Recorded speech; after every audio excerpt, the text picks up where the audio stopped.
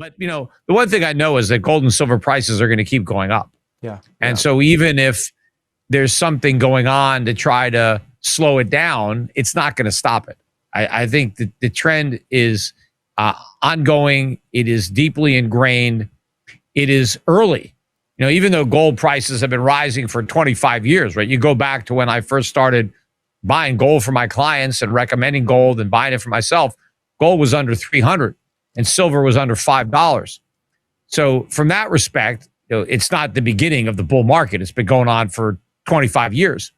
But I think what's early is central banks buying gold, which really just started a couple of years ago. And I think this trend is only going to grow. I think the central banks that have been buying gold are going to buy more. I think the central banks that haven't bought gold are going to start. And I think what's even newer is the trend for private investors, mainstream investors, that for the last couple of decades have had no exposure to gold, despite the fact that it's gone up so much, are now just starting to introduce an allocation to their portfolio for the first time. And so you've got investors looking at gold and silver. You got central banks. Prices can only go one way, and that's up. According to Peter Schiff, gold and silver prices will keep rising as central banks dump dollars and mainstream investors finally enter the market.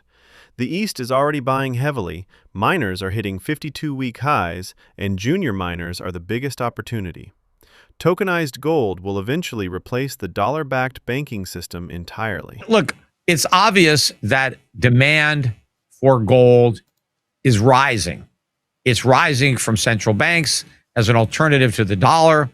It's rising from private investors as an alternative to a lot of things, including U.S. Treasuries and other dollar-denominated debt. And so all of this demand is going to be growing for years and years to come. Prices are going a lot higher. There's just no other way around it.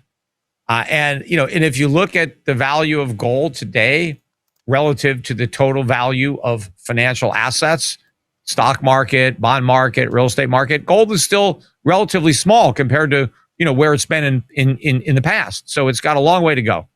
The demand is growing more in the East than in the West. I mean, the West has a ways to catch up. In fact, for the past couple of years, as there were Eastern buyers, there were Western sellers. I mean, Americans throughout all of 2024 and most of 2025, U.S. retail was a net seller of precious metals. Yeah. They were selling gold ETFs. Money was being taken out, but the price was going up anyway, despite the fact that Americans were selling. Why was that? Well, that's because the Indians and the Chinese, they were buying. They were buying more than we were selling. But now that Americans have stopped selling and now they're buying too, right? That there's only so much gold there. So the prices have got to go a lot higher. And again, a lot of the crypto demand, money that was going into crypto is going to start going into gold. What matters more for gold from here? The loss of purchasing power or the loss of confidence in the rules of the game? Well, I think the loss of confidence is not just in the rules of the game. It's a loss of confidence in the United States, in our ability to repay our debt. Honestly, not, we can print money and pay our debt. And that's what people are afraid of, that we will print money to pay our debt. We don't have the ability to do it honestly through tax revenue because the debts are too big. And the trajectory is just off the charts. And now that the Trump administration has shown its cards on the debt by embracing the big, beautiful bill that took all the Biden deficits and made them worse, there's nobody on Capitol Hill that wants to cut government spending. Nobody wants to reduce the debt. So it's going to grow in perpetuity. So the world wants out. They don't want to hold on to dollars that are destined to lose most of their purchasing power. So central banks are getting out and they're buying gold. Retail investors are getting out too. They're pulling their money out of U.S. assets and they're bringing the money home. They're investing in their own stocks. They're investing in their own bonds, or they're buying precious metals. And this is a trend that is in its infancy and is just getting started. It really began with the election of Trump. And in fact, when Trump was first elected, there was some hope that maybe he will tackle the debt. But once it became obvious that that wasn't going to happen, once he sent Elon Musk packing, and he left Washington, with no cuts, it was pretty clear, that we're going over a cliff here. Nobody is going to try to change the direction that we're headed. And so people are just defending themselves. And this has massive implications for the United States because the dollar is going to lose this reserve status. And that's going to take the U.S. economy down because we depend on that. We depend on that to be able to consume goods that we don't produce. We depend on that to borrow money that we don't save. Our whole consumer-based borrow and spend economy doesn't work if the dollar is no longer the reserve currency. And we are losing that privilege. It is happening right in front of our eyes, yet the vast majority of people can't see it. Right? It's the elephant in the room that nobody can see. I think that as the debt gets larger and larger, and the percentage of tax revenue required to service that debt gets larger and larger, interest on the national debt is now the second largest line item in the budget. Only Social Security is bigger, and that won't last. Within the next year or two, interest on the debt will exceed Social Security. And it's not that Social Security is not going to go up. Those expenditures will keep rising. It's just that interest on the debt will be rising even faster. And so this is an unsustainable situation. And so nobody wants to be caught with dollars when the music stops. Anyone who's smart enough to understand that the music is playing and that it's inevitable that it's going to stop. And I think, it's a race to get out of the dollar. Just that most people don't realize that the race is on because they're not even in it yet. But over time, more people are going to join the race. And when there's a critical mass trying to get out, the bottom drops out and then it's a complete crash. Tether, talk about a physical market. I mean, they're buying bars and top vaults are taking delivery through specific channels. What's the bigger implication here? Does it tighten physical liquidity or does it just create another layer of paper claim on metal? Well, I mean, I think it increases demand, obviously, so it'll lead to higher prices, but it does provide liquidity, but it provides more functionality. And I think that when it comes to stable coins, all the focus has been on tokenized dollars, right? Stable coins backed by the US dollar. And I think that given the choice between having a token pegged to the dollar and having one pegged to gold, gold wins hands down. I mean, look at the track record.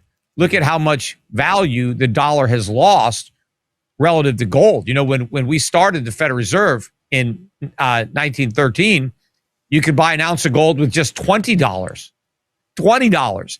Now you need $5,200 to buy the same ounce of gold. So gold has a much better track record than fiat currency, than the dollar.